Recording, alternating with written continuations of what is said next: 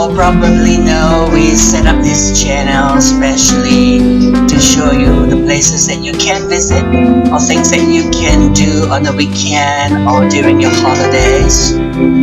We've been living here in Batu Pahat for a few years already, and well, to kill time, we normally drive out of town every weekend and holiday, and there's so many wonderful places to visit, things to do. Today we are at the YOYO local food products. It's a factory shop, and all the local products are freshly made here. Today is a Sunday, so nobody's cooking. Other days you can see them actually baking and making all these products. There's a very wide selection here, so you'll probably enjoy it. As you can see, there are many tourists here enjoying their shopping, especially with the Chinese New Year coming up. These are all perfect for you to enjoy at home with your family and friends. There are also a lot of free samples, so you can try them before you decide to buy. This guy is trying this twisted dough. It's delicious. We enjoy coming here just for the free samples. Here, Kelvin is stuffing himself with that delicious fish roll, and there's also some seaweed.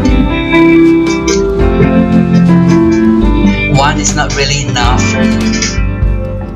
so if you have a free samples, you might want to buy a bag to take home with you. But best of all here is the cafe.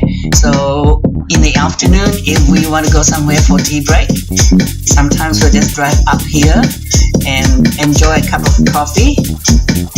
That's the menu there on the wall at the back that you can see.